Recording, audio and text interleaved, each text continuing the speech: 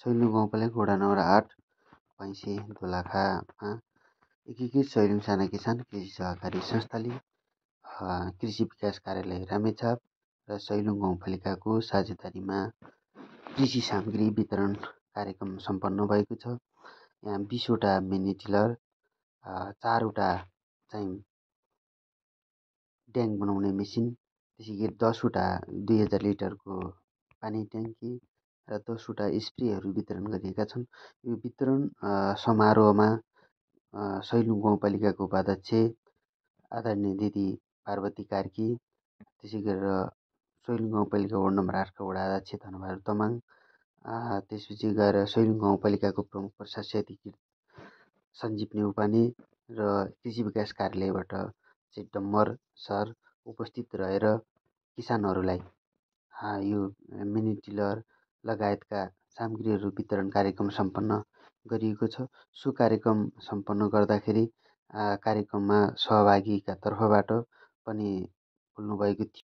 चाहिँ अब हाम्रो सैलुङको समग्र सैलुङकै कुरा गर्ने हो भने हाम्रो लिड सेक्टर भनेको कृषि र पर्यटन हो। हामीले अहिले फोकस गरेको पनि किसानहरूलाई चाहिँ स्थानीय स्तरमै रोजगारी सिर्जना गर्ने र हाम्रा उत्पादनलाई चाहिँ बजारसँग जोड्ने, प्रविधिसँग जोडेर त्यसलाई चाहिँ हामीले यहाँबाट खपत हुने जस्तो हामीले अहिले पनि यान्त्रिकरणको कार्यक्रममा पनि आलुबाट बाइ प्रोडक्ट निकालेर त्यसलाई बजारसम्म पुर्याउने। त्यो भनेको अहिले हाम्रो आलुको न्यूनतम दरै लगभग गत वर्षको आकलनले हेर्यो भने 100 रुपियाँ ढाली छ भने त्यसको बाइ प्रोडक्ट निस्क्यो भने त त्योभन्दा बढी हामीले बेनिफिट लिन सक्छौँ। र यो सैलुङ सहकारी साना किसान सहकारीले पनि किनभने यो खालको हामी छनौट गऱ्यौँ भन्दाखेरि उहाँहरू अलरेडी आलुमा काम गरिरहनु भएको। गत वर्ष पनि हामीले आलुको बोरा के अरे ब्रान्डिङमा पनि सहकारीसँग साझेदारी छ।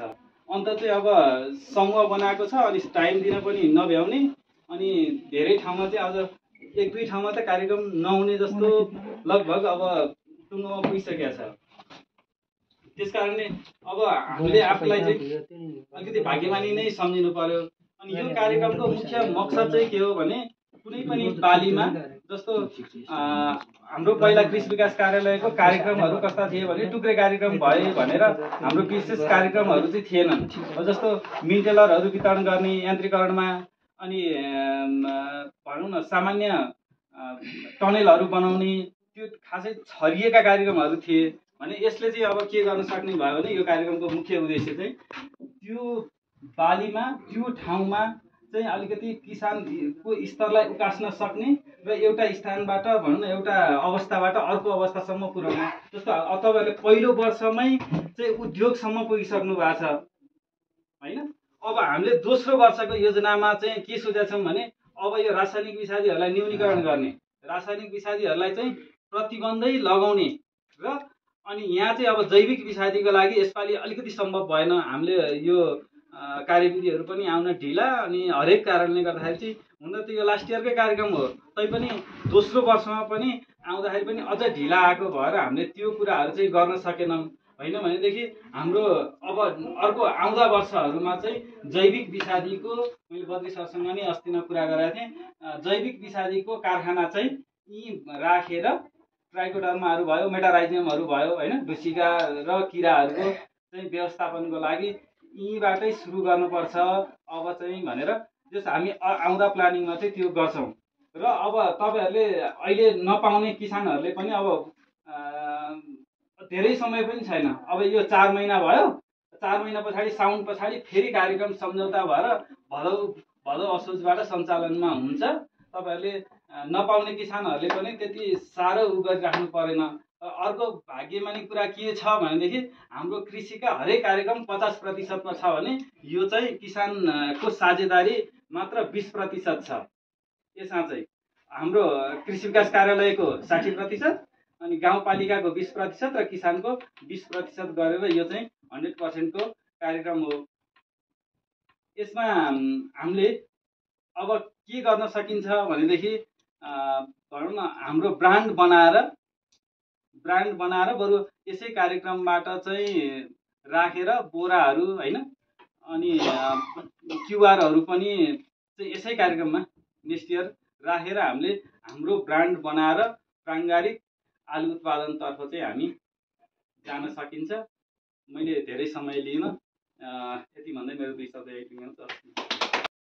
यो एक उत्पादन कार्यक्रमको आज जुन यो हाम्रो बसाइ छ, यो मिटिङ छ, यस बैठकको चाहिँ अवस्था गरिराख्नु भएका वडा नम्बर 8 का आदरणीय वडा अध्यक्ष धनबहादुर तामाङज्यू, त्यस्तै गरी यो कार्यक्रममा पाल्नुभएका सैलुङ गाउँपालिकाको प्रमुख प्रशासकीय अधिकारी, यहाँको स्थानीय आलुलाई अब स्थापित गर्छ कि भन्ने लागेको छ। र अर्को हजुरहरूले अब यो सहकारीको चाहिँ एकदम पछिको उद्देश्य भनेको अघि बदेलजीले भन्नुभयो आलु चिप्स बनाएर होइन प्याकेजिङ गरेर हाम्रा यस्तो ओहिरो धुइरो यतातिर पर्यटन आएको छ, प्रत्यक्ष रूपमा ती पर्यटकहरू चाहिँ हाम्रो किसान, त्यो पर्यटकले गर्ने खर्च जुन अब यहाँ पैसा छोडेर जाने पैसा चाहिँ हाम्रो किसानको खल्तीमा अहिलेसम्म पर्न सकेको छैन।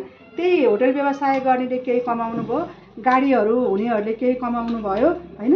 त्योभन्दा बाहेक प्रत्यक्ष रूपमा अब त्यहाँ तरकारी लगेर बेच्नुभयो भने केही किसानहरूले आम्दानी गर्नु होला, होइन भने प्रत्यक्ष रूपमा हाम्रो किसानको खल्तीमा चाहिँ त्यो पर्यटकबाट गरेका खर्चहरू चाहिँ आउने बाटो अलि भएको छैन।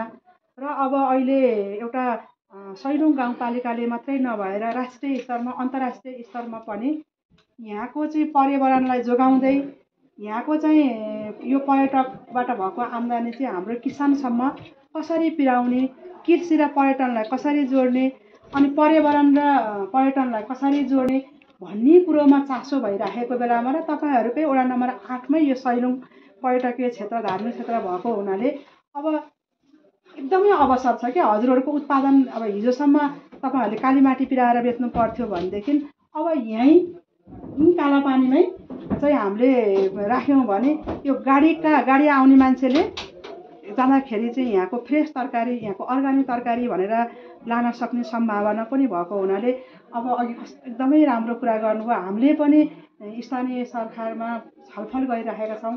अब सैलुङ गाउँपालिकालाई चाहिँ कसरी अर्ग्यानिकतिर लाने त? यहाँ व्यवसायिक किसान त हुनुभयो, यहाँ तरकारीहरू त प्रशस्त उत्पादन भयो, आलुहरू त प्रशस्त उत्पादन भयो। अब यसलाई अर्ग्यानिकतिर लगेर होइन सैलुङको चाहिँ उत्पादन तरकारी चाहिँ काठमाडौँमा अर्ग्यानिक सैलुङको उत्पादन तरकारी भनेर त्यहाँ हाम्रो एउटा स्टल राखेर होइन त्यहाँ पनि यहीका किसानहरूले अथवा यही सहकारीले नै गरिदिएर त्यसरी गर्न सक्यो भने थप आम्दानी हुने पनि सम्भावना छ। यसको लागि अब हामीले ठ्याक्कै डाटा त लिएका छैनौँ। अब मैले वडा नम्बर 8 को वडा अध्यक्षज्यूलाई पनि अनुरोध गरेँ, अब हाम्रो यहाँ एउटा कम्तीमा वडा नम्बर 8 मा कति यसै गाउँपालिकाका वडा नम्बर 8 का वडा अध्यक्ष र यस सहकारी संस्थाका मेयर सदस्यज्यू, त्यसै गरी प्रमुख अतिथिको आतिथ्यता ग्रहण गर्नुभएका सैलुङ गाउँपालिकाका उपाध्यक्षज्यू, त्यसै गरी कृषि विकास कार्यालय रामेछाप कार्यालय प्रमुख र हाम्रो बागमती प्रदेशले समुदायमा आधारित एकवटा एक उत्पादन कार्यक्रम भनेर 2080 सालमा जुन कार्यविधिको ल्यायौँ र त्यही अनुसार प्रस्ताव आह्वान गरेको थियो। त्यसमा हाम्रो सैलुङ गाउँपालिकाले पनि वडा नम्बर 8 लाई चाहिँ आलुको लागि त्यहाँ कार्यविधिको अनुसूचीमा नि के कुन वडा जिल्लाले कुनमा चाहिँ आफ्नो प्रस्ताव पेश गर्न पाउने भनेर कार्यविधिमै चाहिँ सोही बमोजिम हामीले कार्यपालिकाले सैलुङ गाउँपालिकाको वडा नम्बर 8 चाहिँ यहाँ बहुसङ्ख्यक किसानहरू अलरेडी नै आलु खेतीमा गर्दै आउनु भएको छ, व्यावसायिक रूपमा गर्दै आउनु भएको छ र त्यसैलाई प्रमोट गरौँ, एउटा आलु जोनको रूपमा विकास गरौँ भन्ने हिसाबले हामीले कार्यपालिकाले सैलुङ गाउँपालिकालाई प्रस्ताव गरेर प्रदेश सरकारसँग अनुरोध गरेका थियौँ र हामी यसमा हाम्रो गाउँपालिकाको यो वडा नम्बर 8 छनौट पनि भएर यो कार्यान्वयनको चरणमा छौँ। यो 5 वर्षीय कार्यक्रम हो। यसको यो वर्षको कुल लागत लगभग